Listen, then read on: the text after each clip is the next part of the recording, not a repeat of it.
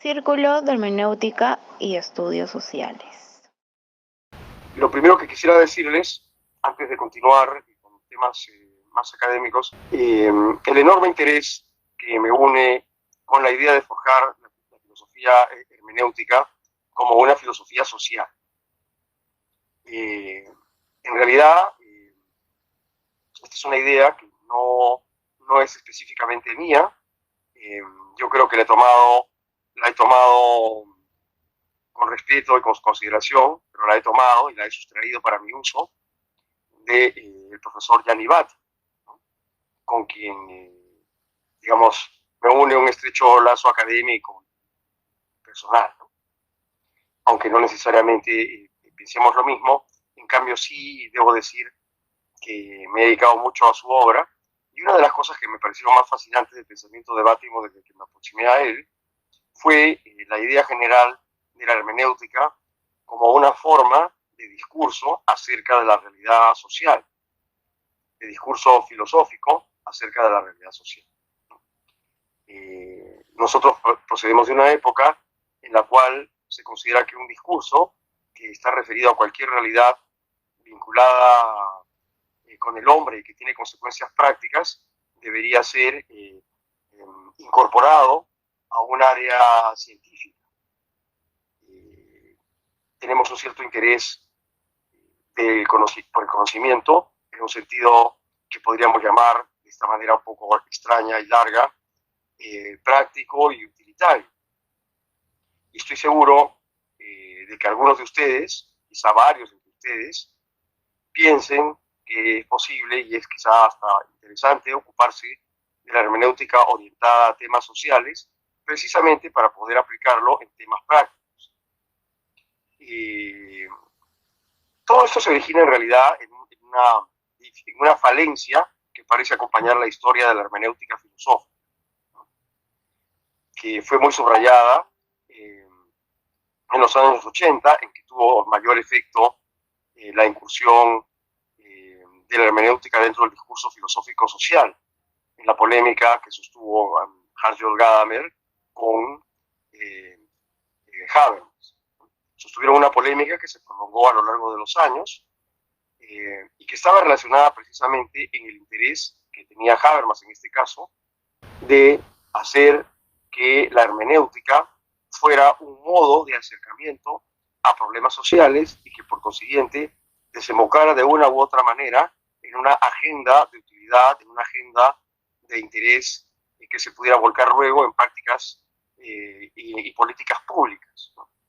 Que luego hubiera algo así como la receta hermenéutica para abordar problemas sociales.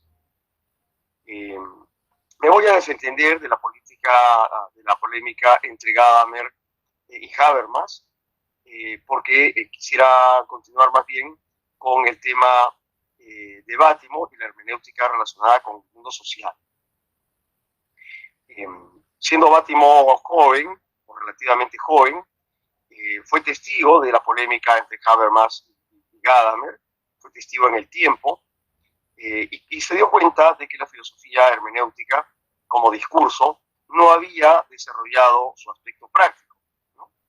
Esto se puede ver particularmente en el conjunto de conferencias que se llaman Ética de la Interpretación, ¿no? Que contiene varios de los acercamientos que Bátimo tuvo a esta temática relacionada entre el mundo práctico, el mundo social y el discurso de la hermenéutica.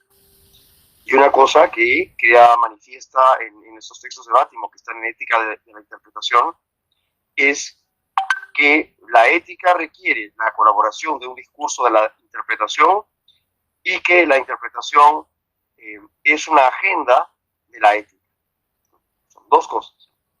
Por un lado, la ética requiere de la interpretación y por otro lado, la interpretación encuentra un lugar en la ética.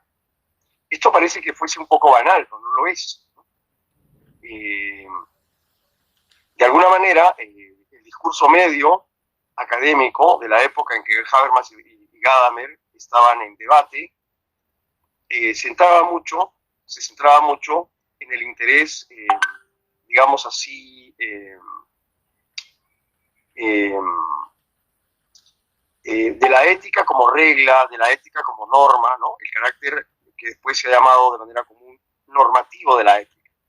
El hecho de que la ética tenga un contenido que le diga al hombre qué hacer o qué no hacer, ¿no?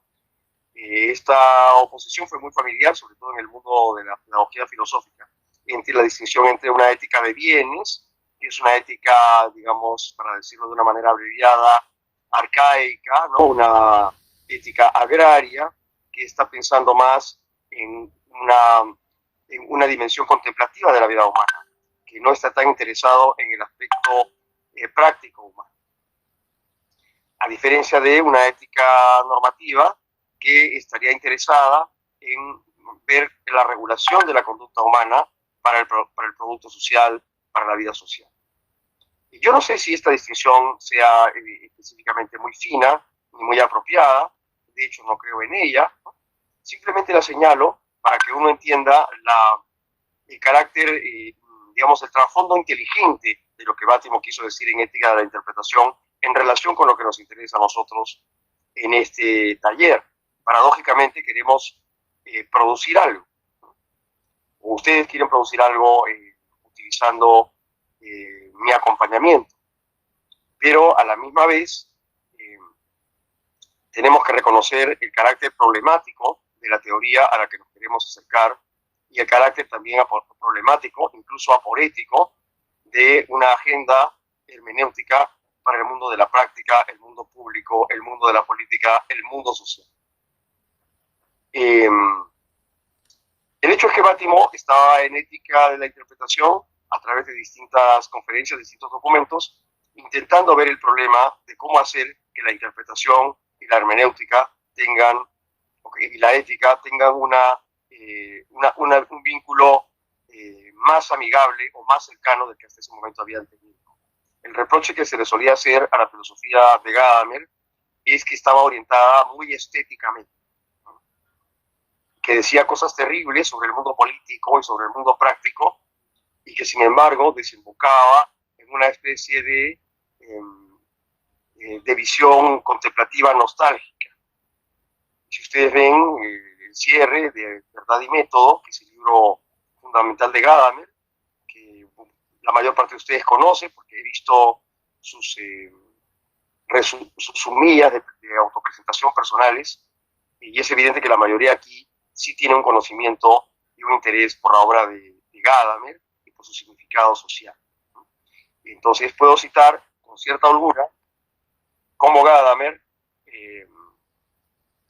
en la parte final de Verdad y Método, hace una especie de remisión a Platón, ¿no?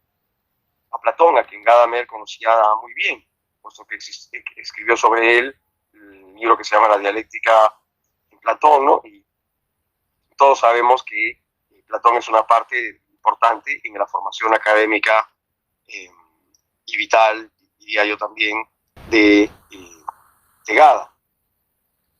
Pues bien, Gadamer termina Verdad y Método haciendo una apelación a un posible retorno a la filosofía de Platón, particularmente a esta idea de la dialéctica, ¿no?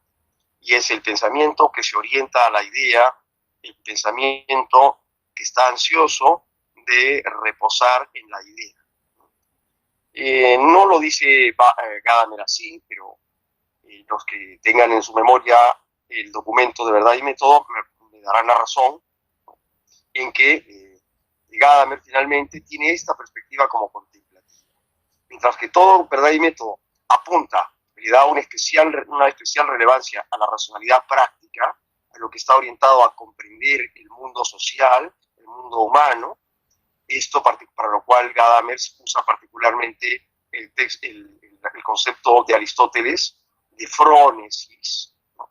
Entender la racionalidad como frónesis, es decir, como una racionalidad orientada a la acción, ¿no? Todo Verdad y Método está atravesado por esta idea de la comprensión de la actividad intelectual humana como un acontecer en la frónesis, es decir, un acontecer que es un pensamiento de las cosas prácticas, de las cosas que suceden, de las cosas que acontecen en la medida en que en ellas está involucrado el hombre. Sin embargo, La filosofía de Gadamer, expuesta en Verdad y Método en la edición original que conocemos de inicios de la década de 1960, y luego, lo más problemático de todo fue su práctica, ¿no? Decir que hay que contemplar, o pensar que hay que contemplar de una manera armoniosa los valores supremos o las ideas nobles que dignifican la vida, es algo muy difícil de transportar a la existencia de las sociedades capitalistas democráticas que se fueron gestando desde la época en que ese libro se escribió hasta el día de hoy. Postular que es necesario retomar la inteligencia dialéctica, y yo inclusive diría retomar la metafísica en el sentido de la comprensión de lo más profundo, de lo más recóndito y de lo más grande, no parece querer sugerir algo compatible con el mundo social en el que Gadamer lo propuso. Y quizá esa es buena parte de la razón por la cual luego Verdad y Método pareció ser el campo de batalla de su propia recepción, porque el tema fundamental era cómo interpretar la filosofía de la interpretación, qué hacer en la práctica con esta filosofía que hablaba de la frónesis, ¿no? Y que le daba una gran dimensión a la práctica, pero luego postulaba algo así como la contemplación. Perdón, alguien creo que tiene que apagar su audio, ¿sí? Porque si no hay interferencia de audio. Luego,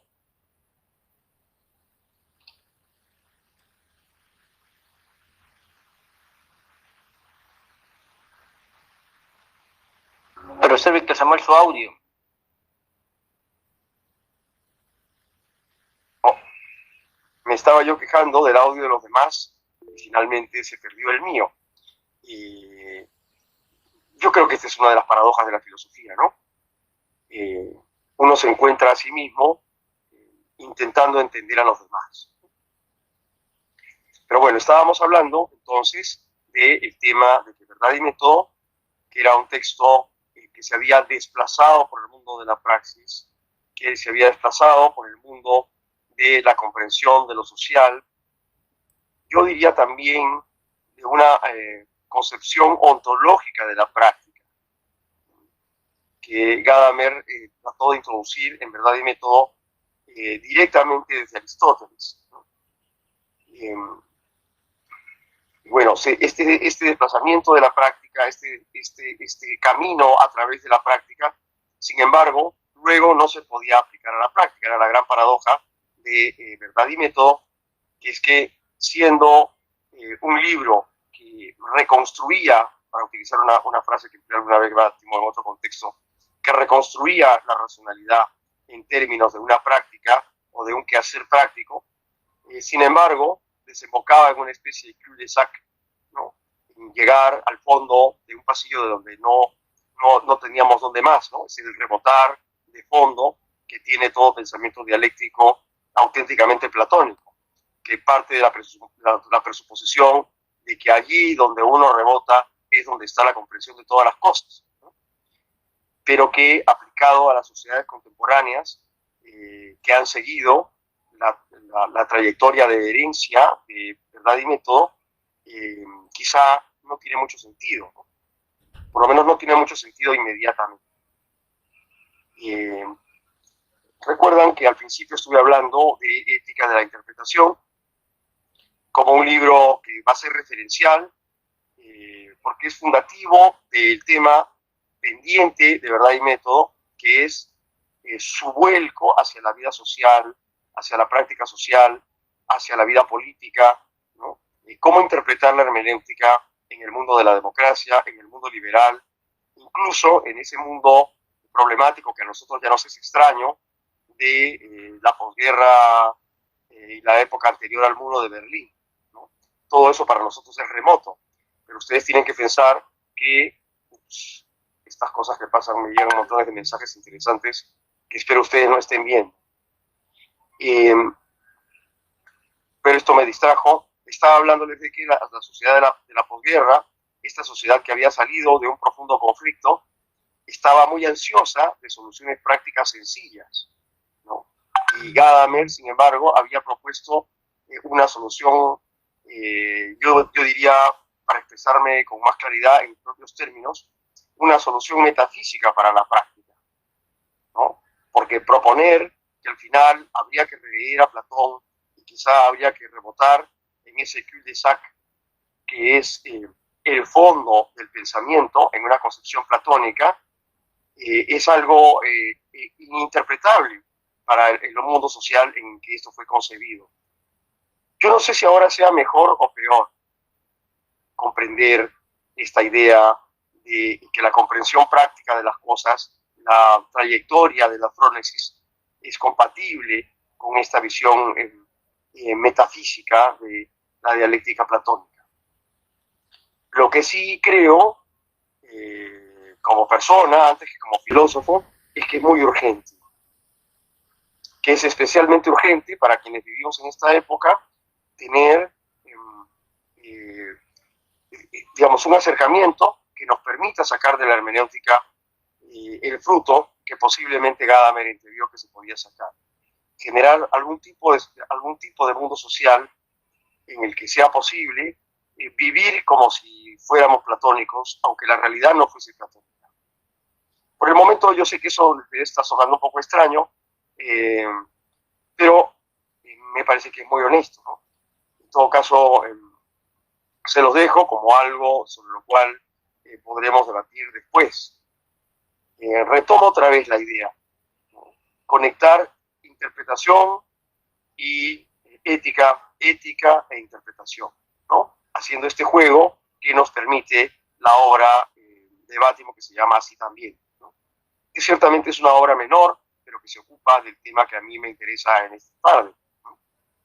Es cómo transformar el discurso de la filosofía hermenéutica desde la ética hacia la interpretación social y desde la interpretación como un modelo de acercamiento a la realidad a problemas éticos que se extienden en su dimensión política y social, ¿no?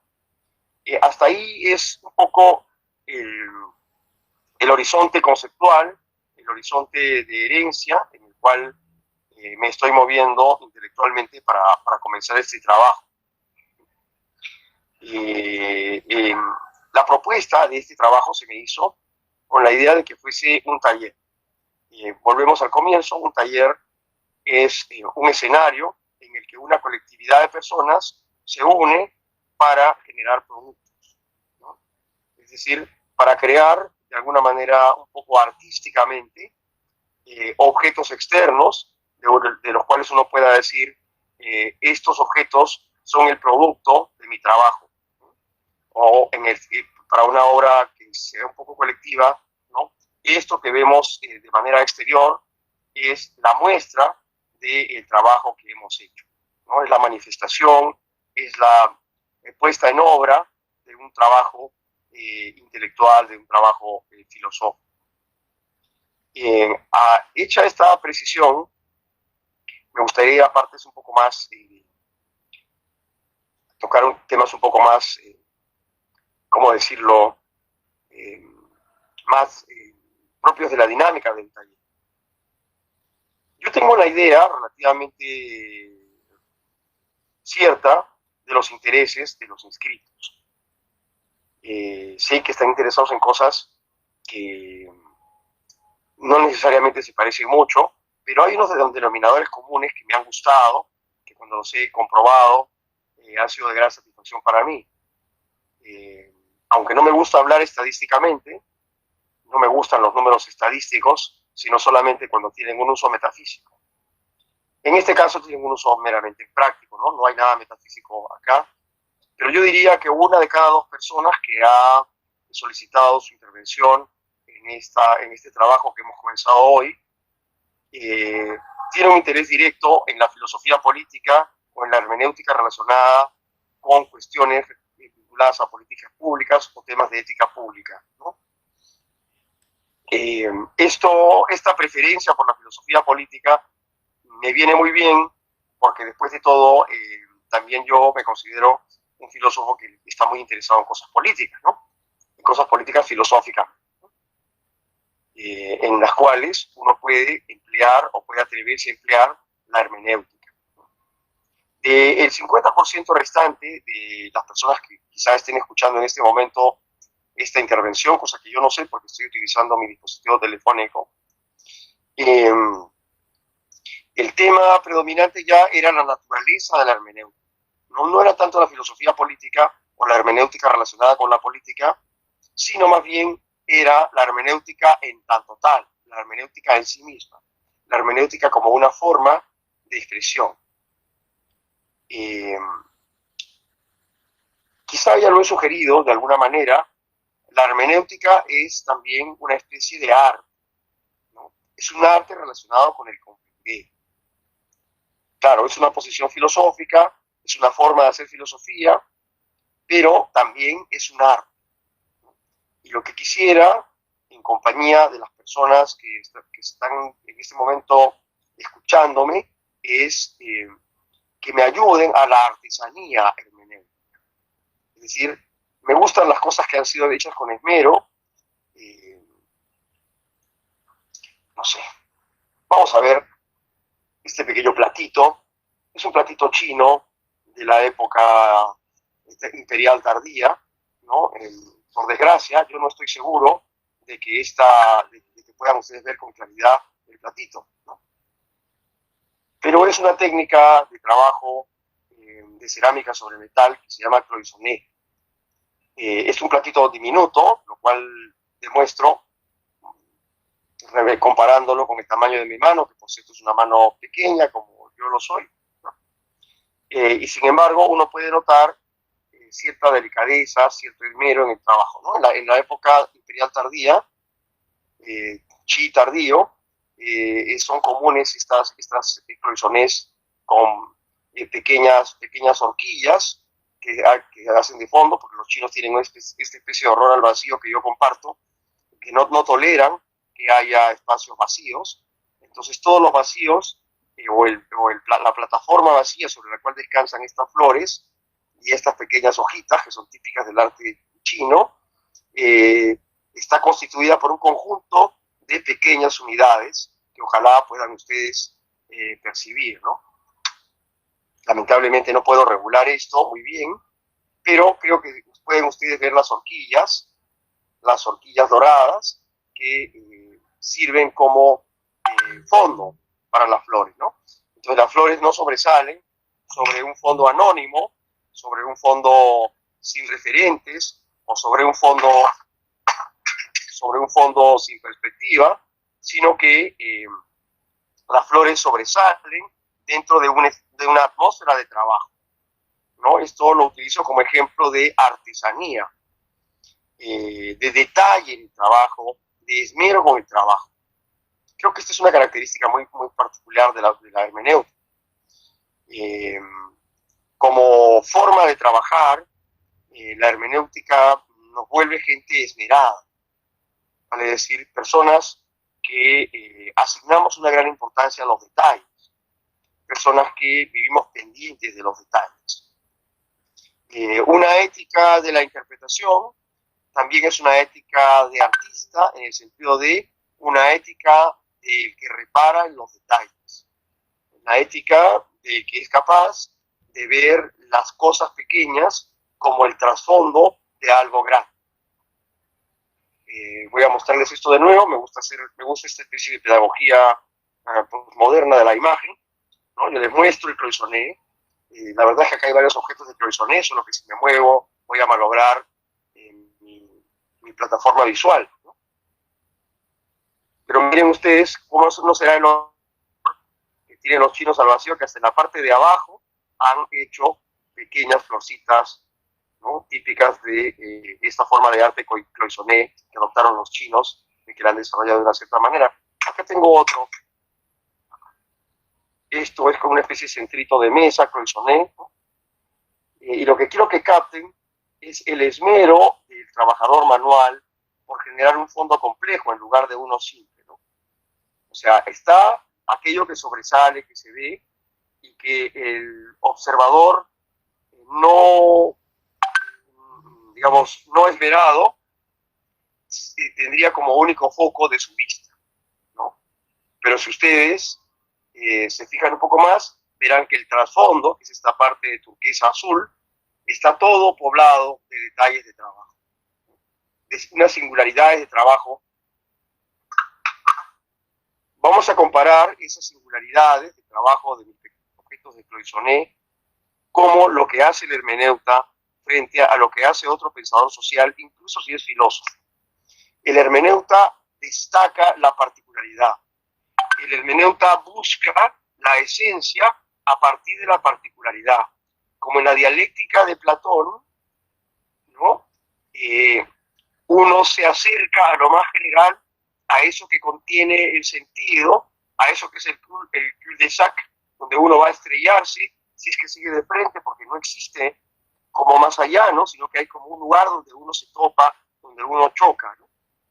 Bien, el hermeneuta llega a ese cul-de-sac haciendo dialéctica de las cosas pequeñas, ¿no?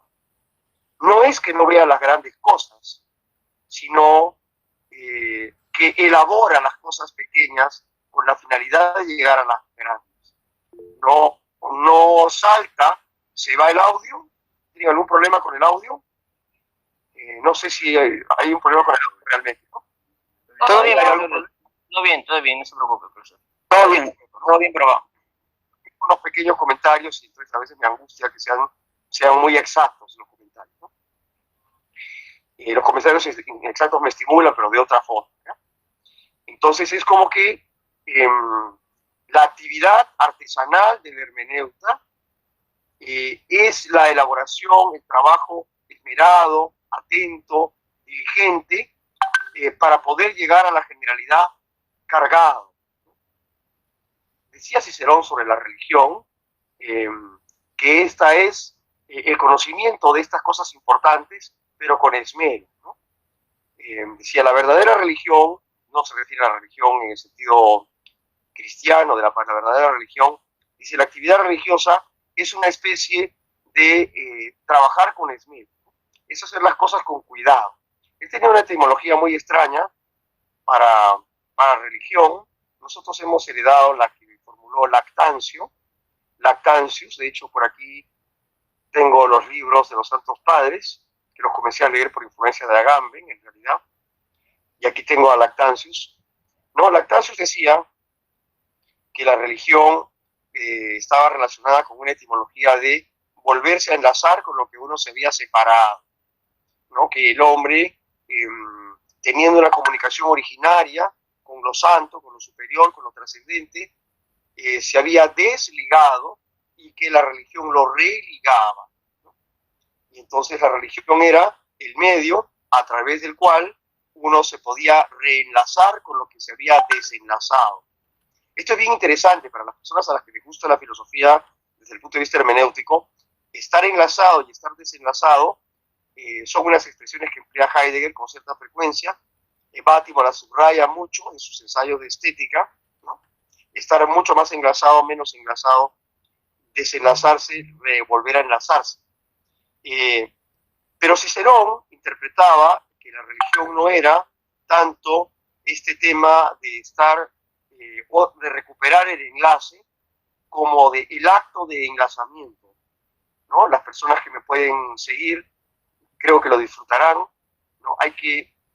Se trata así de enlazarse con lo que uno está desenlazado, pero hay que enlazarse bien, ¿no? Como en un tejido fino, como en un trabajo de bordado, ¿no? En el que ser bordador es un arte admirable, ¿no? Porque implica una gran capacidad de lo chico, ¿no? Una capacidad para lo pequeño. Y decía Cicerón, ¿no? Que lo que se liga en la religión, para decirlo de otra manera, porque no tengo la cita de la Natura de Orma ahora para poderla usar en mi beneficio, se trata de, en la religión, de lo más importante es cómo está uno enlazado, ¿no? No si uno logró ser enlazado o si uno se desenlazó, sino es la forma como uno se enlaza.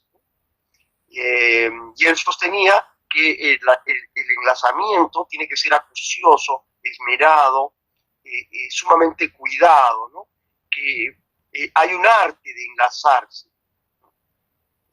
Descartes, en las reglas para la dirección del espíritu, pero en una de las reglas que nadie lee, en este momento no me acuerdo si es la regla número 8, la regla número 12, pero en una de las reglas que nadie nunca lee, todos leemos de la 1 a la 5, donde está la formulación del método, ¿no? Y como buena gente moderna, no hermenéutica, nos quedamos con la regla del método.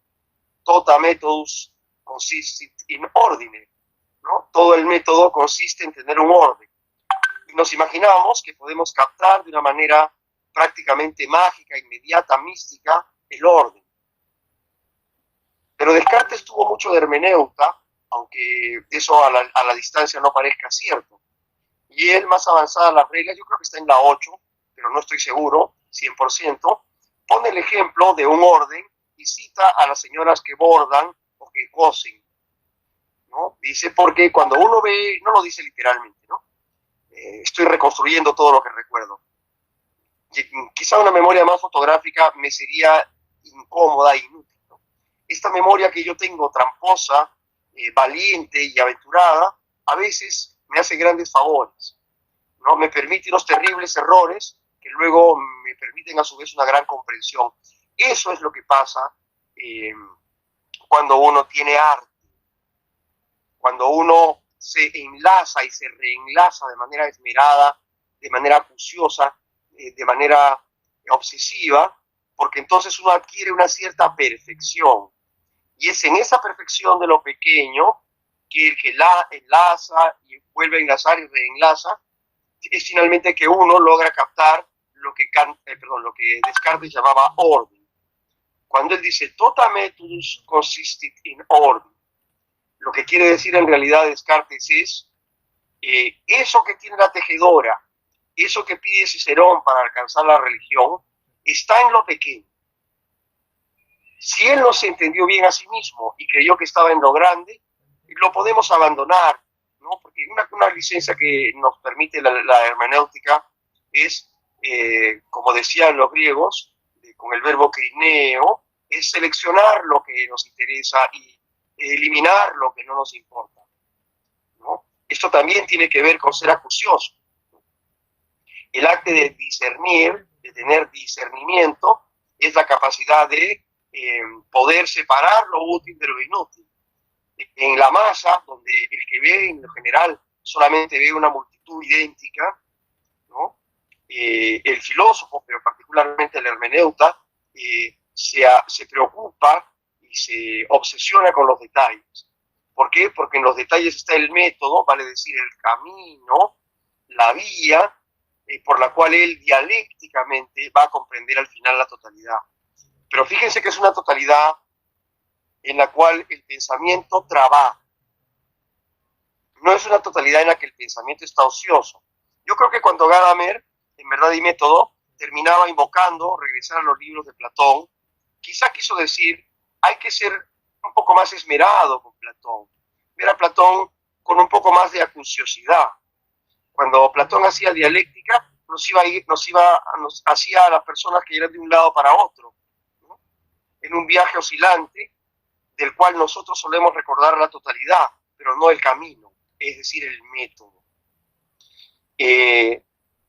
Voy a hacer, con cargo de ser un poco excesivo, les muestro de nuevo el cloisonné, ¿no?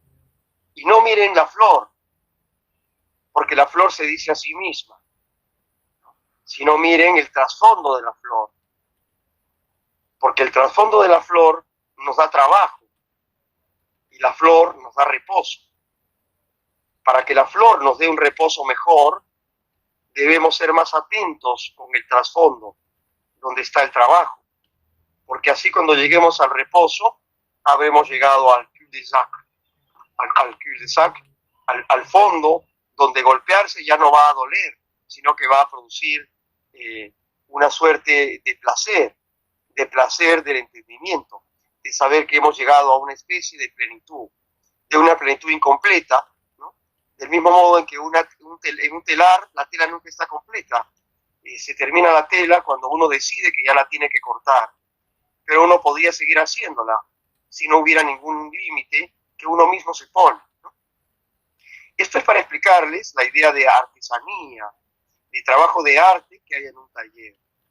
Nosotros somos un grupo de personas que nos hemos juntado para producir esta complejidad interesante que nos religa, pero no que nos religa como un ascensor nos lleva para arriba, ¿no?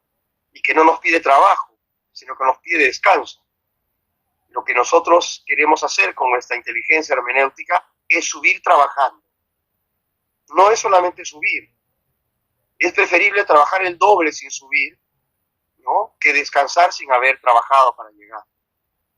Es propio de los dioses estar arriba y es propio del hombre trabajar, ¿no? Por eso una interpretación conveniente de la condición humana, una interpretación conveniente, apropiada de la condición humana, desde el punto de vista veterotestamentario, bíblico, arcaico, es que al hombre se le asigna el trabajo, ¿no?, para que encuentre el sentido de estar arriba, ¿no? El hombre contiene el trabajo para entender el sentido de lo que es superior, ¿no? Esto que en estética, ustedes recordarán a través de algún título de Kant, ¿no?, lo sublime, lo más alto, lo elevado, solo tiene significado para el hombre si el hombre trabajó, ¿no? Acuérdense de este título de Siodo, los trabajos y los días, ¿no? El que quiere llegar arriba, ese tiene que trabajar. Por lo tanto, tiene vida de taller, ¿no? Tiene la vida que de manera afortunada, pensaba Descartes, tienen las señoras que bordan o que tejen, ¿no? Hace poco me compré una chompa de alpaca, que en el Perú, para los que no son peruanos, se considera algo muy bonito,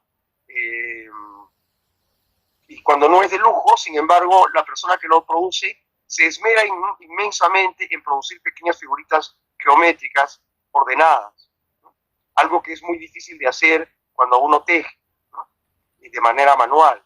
Nosotros, sin embargo, como gente moderna, a estas chompas que han sido bordadas preferentemente a mano por algunas personas en los Andes, les asignamos un valor económico muy pequeño, ¿no?, porque nos interesa más estar arriba que subir, y apreciamos poco la actividad, y apreciamos más el logro, ¿no? Dicho sea de pasada, esto me permite darles una sugerencia práctica, ya que estamos hablando de la hermenéutica relacionada con la acción, ¿no? No deben esmerarse, no deben preocuparse tanto por el logro, sino por el trabajo, porque el trabajo esmerado es lo que embellece al logro. Se considera divina la persona que lleva consigo una parte del logro, la persona que es especialmente inteligente o que está dotada de unas cualidades especiales favorables al saber, ¿no?, como una gran paciencia, ¿no?, o como una vista aguda, o como una cierta rapidez mental.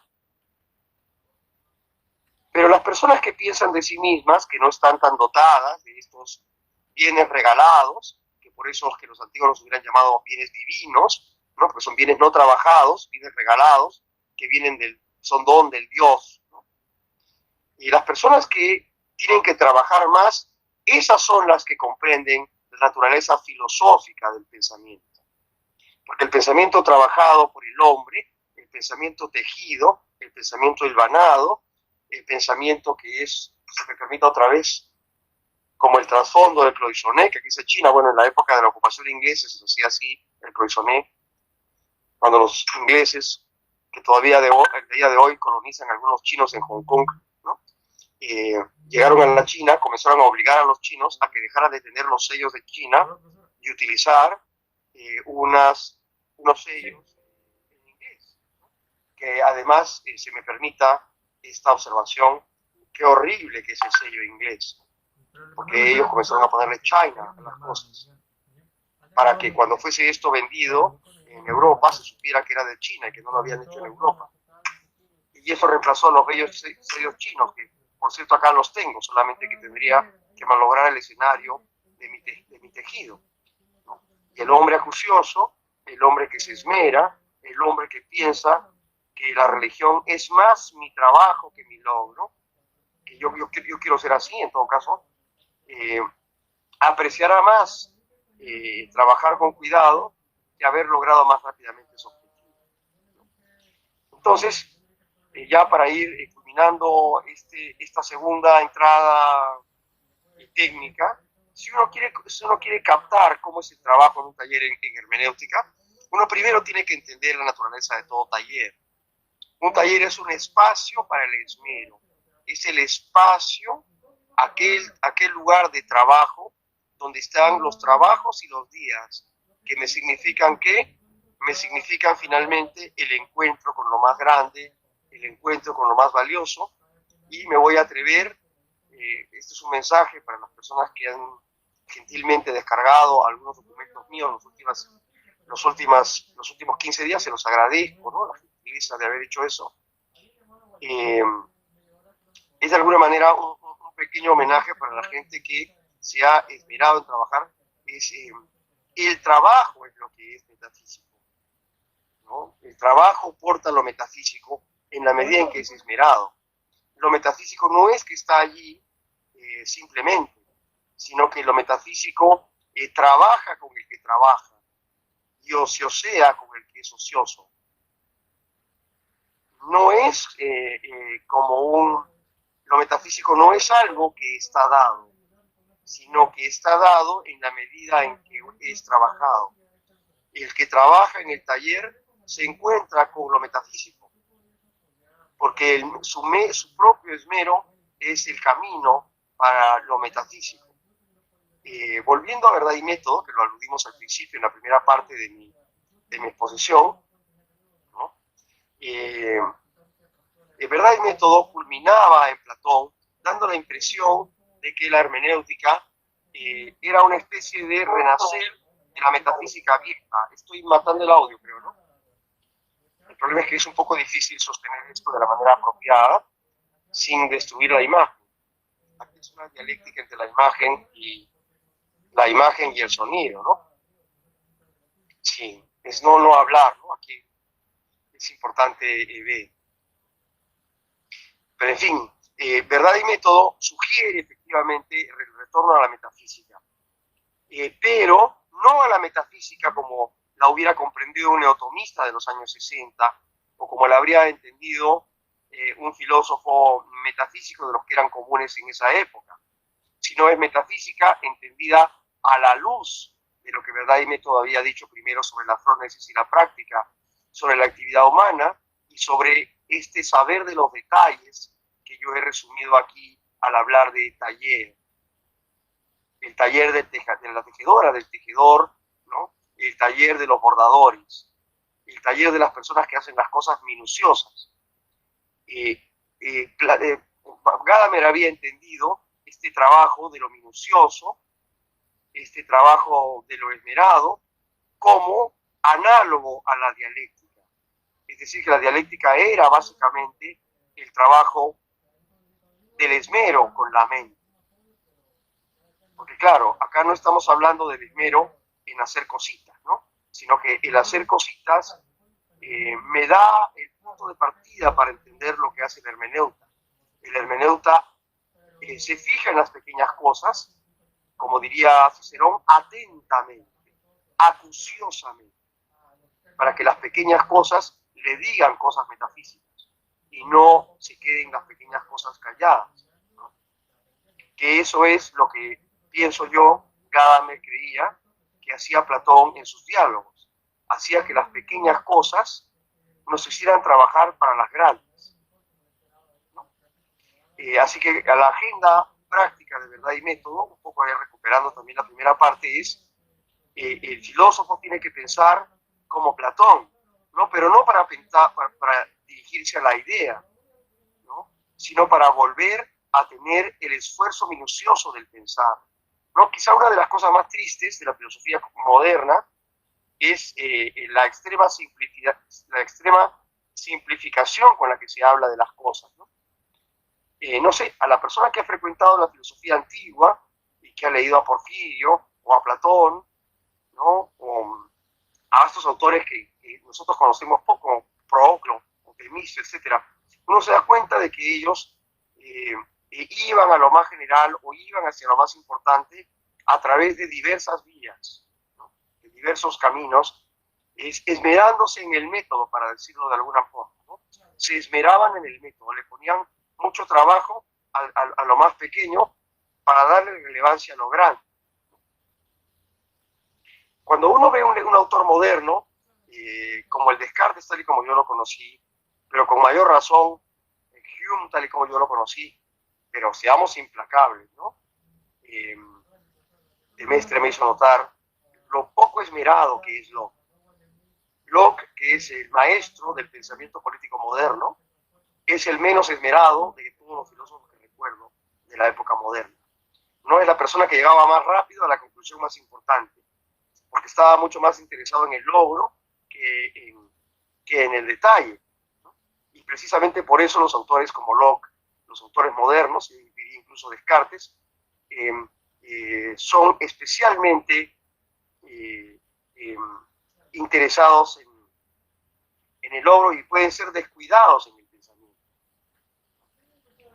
Yo creo que ellos dieron origen al pensamiento antimetafísico, en el sentido de que comenzaron a tener horror por el exceso de trabajo, ¿no? Es como en el arte moderno, ¿no? Llamando moderno a las cosas nuevas.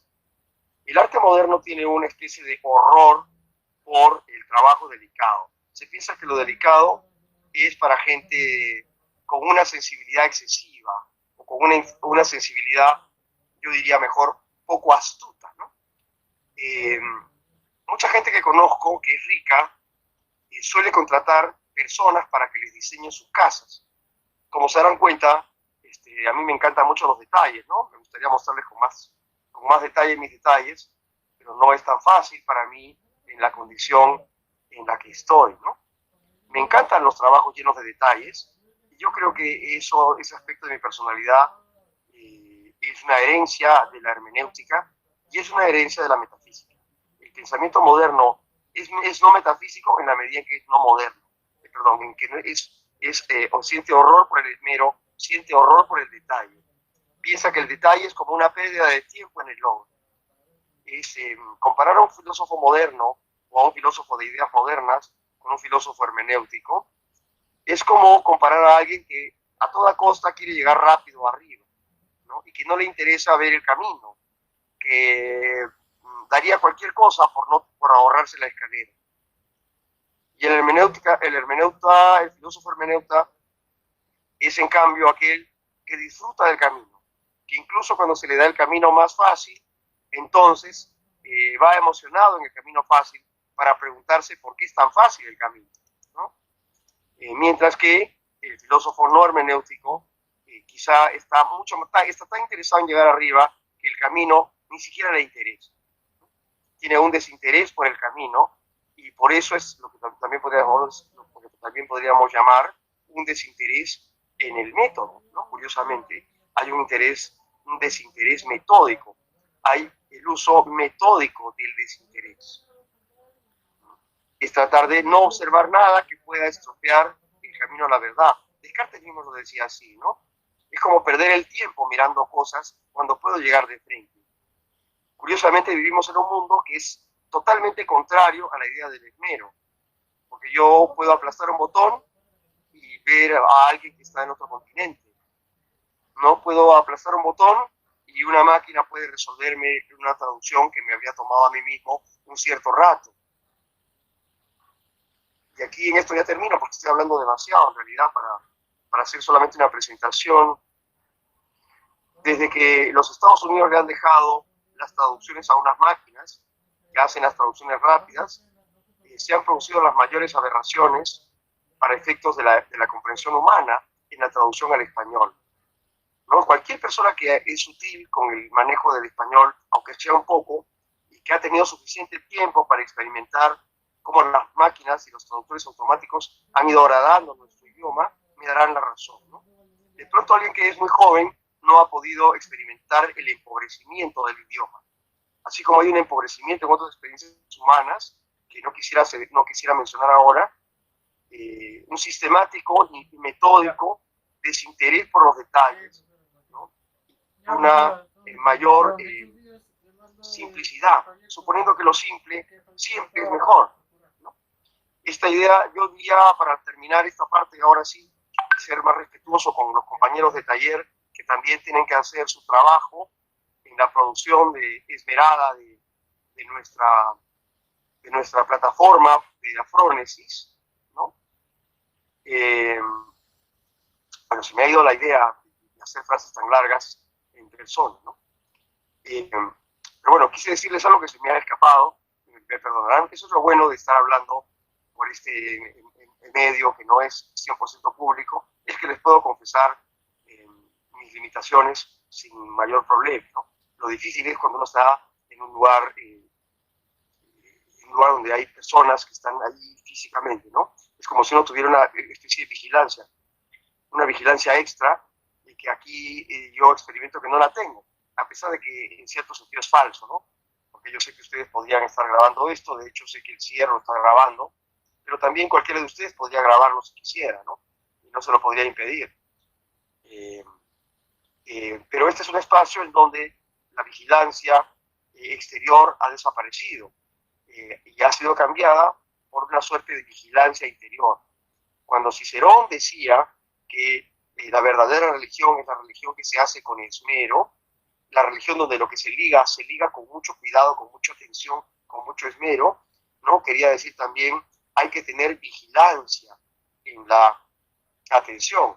La vigilancia no debe estar afuera, ¿no? Como un policía, sino que la vigilancia debe ser interna, porque es uno mismo el que se quiere ligar, por lo tanto, uno mismo tiene que ejercer vigilancia. De hecho, esta vigilancia, Gadamer la consideraba una virtud del filósofo que pensaba de la manera hermenéutica. Como ustedes sabrán, él habla en más de una ocasión sobre la vigilancia hermenéutica, el hecho de estar pendiente. Eso es porque si yo no estoy vigilante y trabajo a mano, esto no me sale. Los ingleses quieren esto y los chinos quieren esto. Bueno, por lo menos así era en el siglo XIX. Círculo de Hermenéutica y Estudios Sociales.